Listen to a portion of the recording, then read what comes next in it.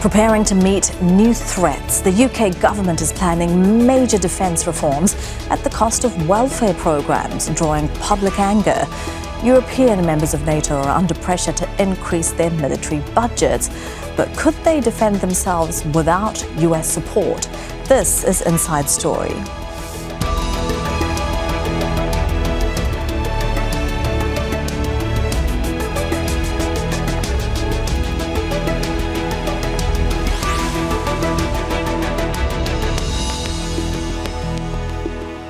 Hello and welcome to the programme. I'm Elizabeth Puranam. Welfare, not warfare. Protesters came out in force in London objecting to the British government's plans to increase military spending while cutting back on social support. Like its European allies in NATO, the UK is under pressure from the United States to take more responsibility for its own security in light of Russia's invasion of Ukraine. But the European public, many of whom are facing a cost of living crisis, may well object to this as much as the British. So can the NATO allies present a defence force strong enough to counter any threats from Russia without US support? And how will European leaders address possible public discontent with the reforms? We'll put these questions and more to our panel soon. But first, Imogen Kimber has this report. Tax the rich and stop the cuts, demand protesters on the streets of London. Stop the cuts! No, no, no, no! They're rallying against the Labour government's plan to reduce the welfare budget as part of its 4-year spending plan, while increasing funding for defence. Prime Minister Keir Starmer is under pressure to increase the UK's military capabilities. US President Donald Trump says NATO allies in Europe need to take more responsibility for their own security, in the context of Russia's full-scale invasion of Ukraine. We are moving to war-fighting readiness as the central purpose of our armed forces. When we are being directly threatened by states with advanced military forces, the most effective way to deter them is to be ready. And frankly, to show them that we're ready, to deliver peace through strength. And to do that, the Prime Minister plans to build at least 6 new munitions factories to manufacture thousands of new long-range weapons, create a hybrid navy that uses aircraft, drones, warships and submarines to patrol the North Atlantic, and invest $20 billion in the country's nuclear weapons programme, among other things. This is about an increased level of spending, 2.5% in 2027, an increased level of ambition for defence, that 3% when we step into the 2030s. It affirms the importance of nuclear, it affirms the importance of NATO and our role in NATO, and it also reflects that the threats that we face mean that we have to modernise and innovate at the same time. Mr. Speaker, at the budget. Starmer says the 2.5% hike will cost around $18 billion a year. Some economists estimate it will be far more. And NATO may push the UK to go even further. The US Defence Secretary wants allies to commit 5% of their gross domestic product on defence, saying they are lagging behind the US. Washington allocates around 3.4% of its GDP to defence, and the official NATO target is still 2%, as decided in 2014. But European countries may find, as the UK has, defence spending hikes that come at the cost of social welfare programmes will not be popular. Starmer says investing in the military is an investment in job creation, but that's unlikely to be much comfort to people still struggling with a cost of living crisis. Imogen Kimber, Al Jazeera for Inside Story.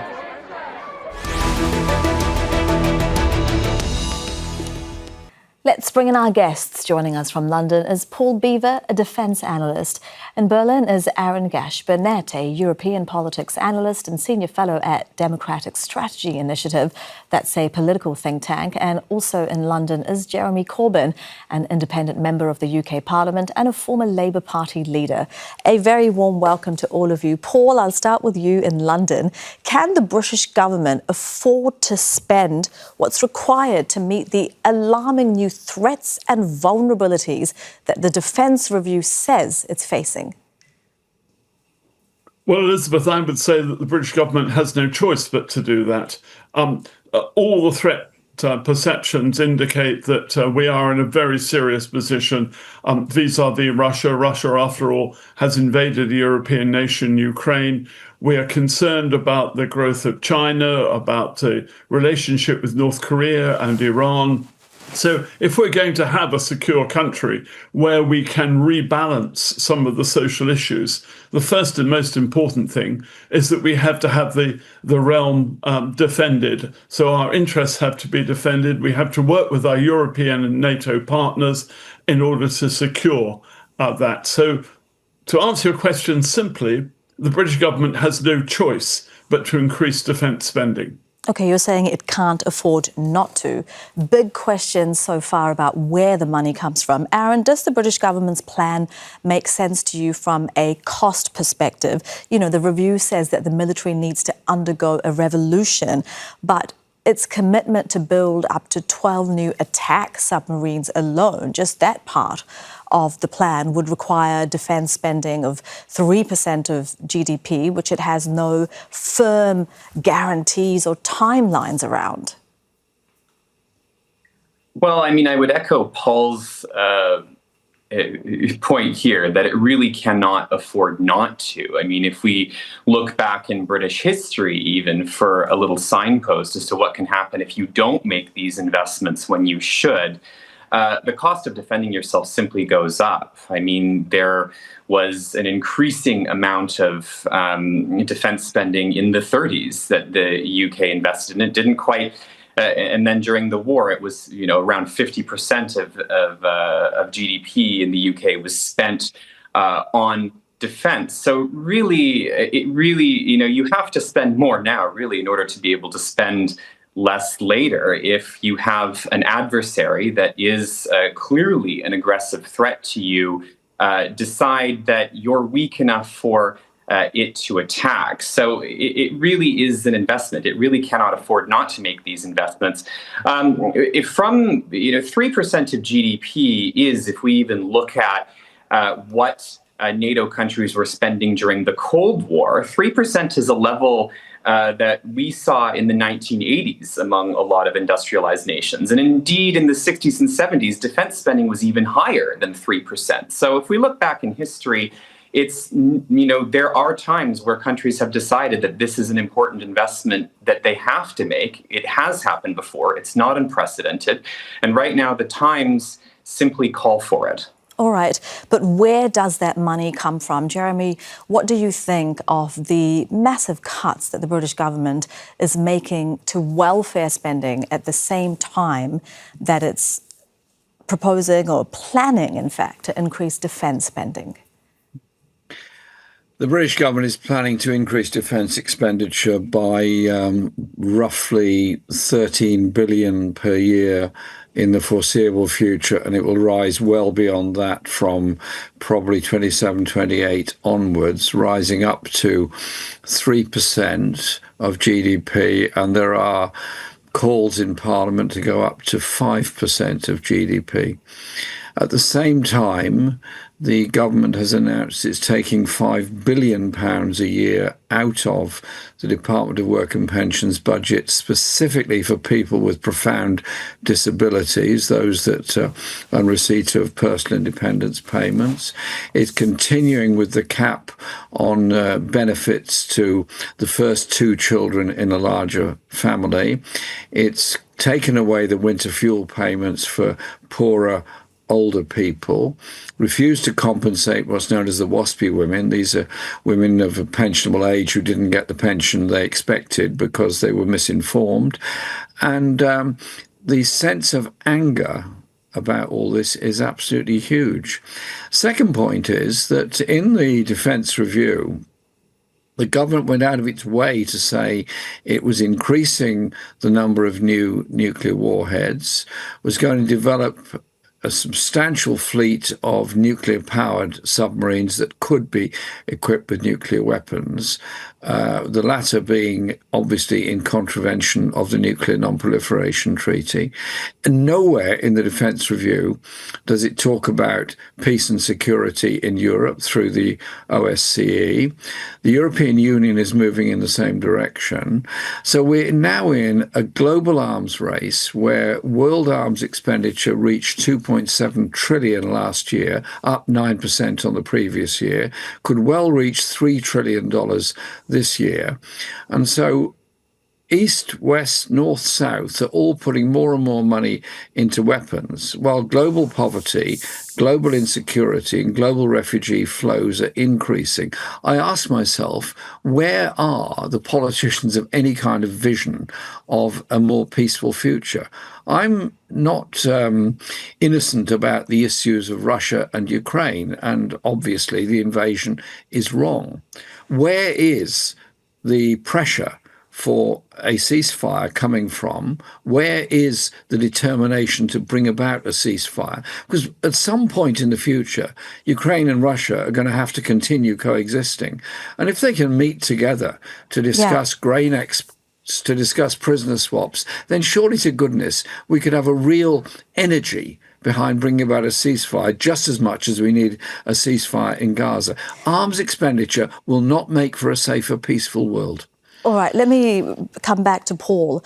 We do not have a lot of focus, especially now from this US administration, on a ceasefire. The US administration has even said that they're willing to walk away from ceasefire negotiations. And yet where we have a lot of pressure from this US administration is on NATO, on Europe to increase its defense spending. Jeremy was talking about how there's even, talk about increasing it beyond the 3%. And we've heard from the NATO Secretary General Mark Rutte, who said that at the NATO summit at the end of the month, he is going to propose increasing it to 5%.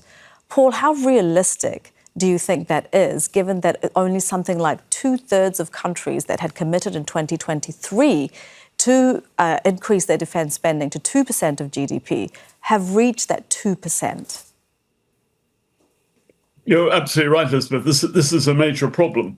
And the world has to decide really what it wants to do. I mean, the first thing that could happen is that Russia could withdraw its forces, cease hostilities against Ukraine. That's a good way of getting a ceasefire. But Russia wants to keep the land that it's occupied by force in the Donbass and other regions in Ukraine, and including Ukrainian Crimea as well. So I just don't see that happening. President Trump has been trying to get a ceasefire, but he wants a ceasefire so he can, I think, do business with Russia again. And the way that he sees the world is through commercial terms and in terms of deals. On the 5% issue, I think that will be proposed at the NATO summit in The Hague in about the 24th, 25th of June. President Trump's already indicated that that's what he expects the Europeans to start spending. Although I have to say, of course, America is yet to spend 5%.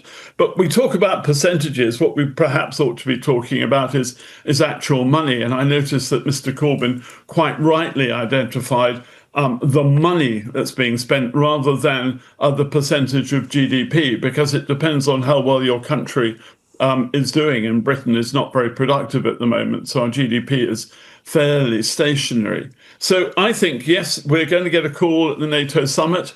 It will be 5%, and there'll be some threats and coercing and some carrots and some sticks from President Trump for that, or from his people at the NATO summit. And perhaps we have to be prepared for that. One of the ways of doing it, of course, is to increase taxes in the United Kingdom. We're quite heavily taxed compared to other nations, although not compared to our Nordic neighbours. Perhaps we should have more tax. And there are a whole range of issues here. And what this does indicate is defence by itself is not just a single issue. It's the whole issue of the whole country.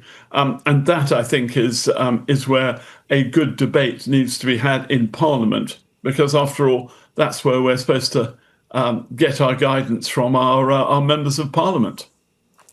All right, Aaron, bringing you in on a point that Paul was making, that the US itself doesn't actually spend 5% of its GDP on defence spending, which it's asking its European allies to do. The NATO figures show that Europe is the only member whose spending actually dropped in the last 10 years. So do you think it's even fair for Trump to harp on about NATO countries increasing their defence spending as much as he does, when the US hasn't? Well, I think the reality is that regardless of whether Trump is, walking the talk with respect to America's own defense spending, Europe remains tremendously dependent on American capabilities to be able to defend itself. And with the various political uncertainty that we have around the Trump administration, that's not a smart place to be in, no matter how you slice the problem. When we talk about the various capabilities that Europe is missing, Europe has very little of its own, for example, precision strike capability. These are the kinds of missiles that would be necessary to hit, number one, to hit Russia back if they ever chose to attack us, but also, number two, for deterrence factor, to simply say, we have these, don't test us. And that's one of the best ways possible to prevent an act of aggression against yourself by an aggressive power like Russia that has historically proven that it is willing to use force whenever it thinks it can get something out of it, and has a history of, let's make clear here, Russia doesn't see diplomacy the same way that we do. I mean, Russia has violated over 200 agreements, and it's violated its own, ceasefires even during the course of this war. The reality is it is a threat, and Europe needs to be able to face up to that threat. Also increasingly with its own capabilities, not just American capabilities. So, I understand the question, but I do think that it is that we have to be asking ourselves a different question, which is, regardless of what the U.S. is asking us to do, are we ready to shoulder the mantle of this ourselves, and do we have enough capabilities to be able to do so? I think the right answer is both. I think it's appropriate to keep the U.S. in, but to have our own as well.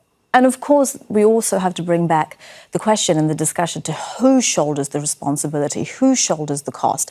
Paul is talking about how this needs to take place, in parliaments. Jeremy, we saw protests in the Spanish capital, Madrid, yesterday by left-wing leaders, including those in the governing coalition. The political party Podemos threatened, in fact, to leave the governing coalition in Spain if it increases its defence spending, saying it's a betrayal of progressive politics.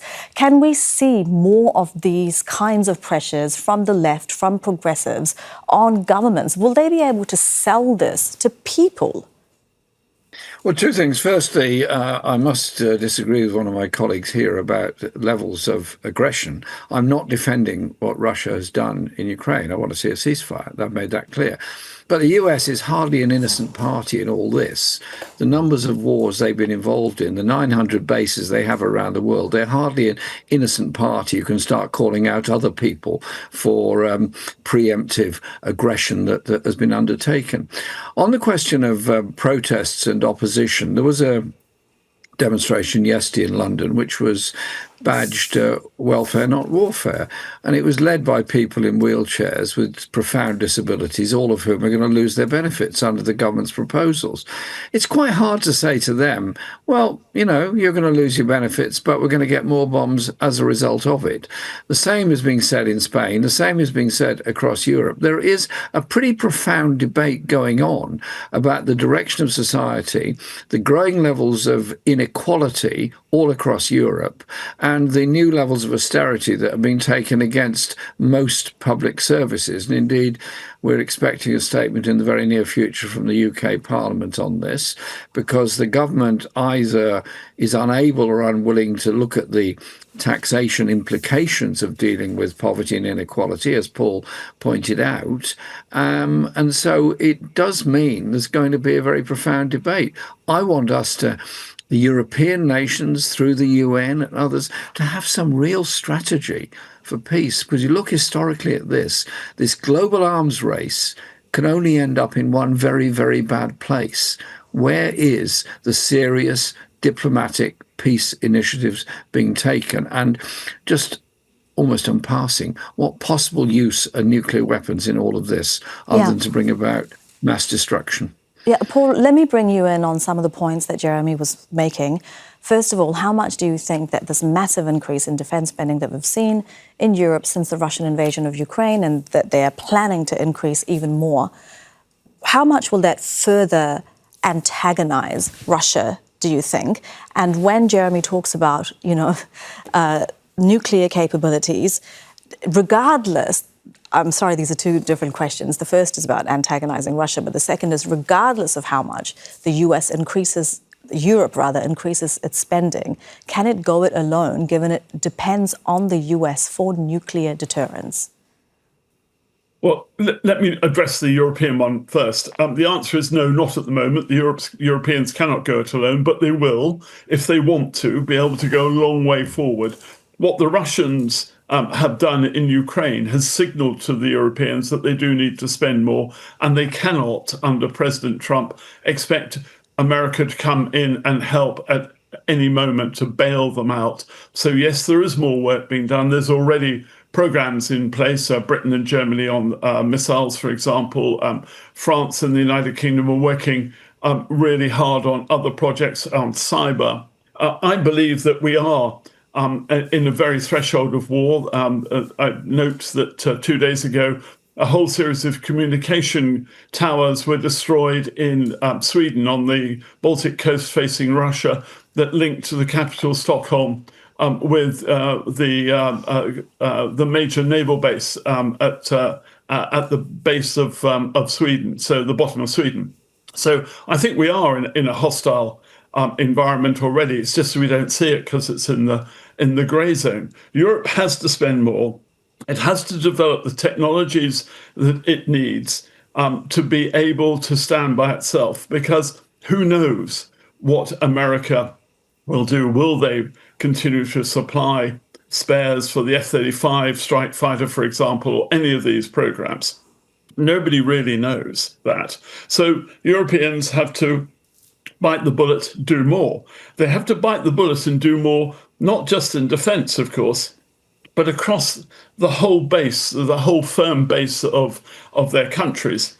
Industrially, socially, they have to get everybody behind them in order we're going to do this. And during the Second World War, which is what the British Review said. The British Defence Review said that the whole country has to play its part. Let me put the other part of that question to Aaron, because we've only got less than 5 minutes left in the programme. Is there a way to actually increase defence spending without triggering or accelerating this global arms race that we're already in and further antagonising Russia?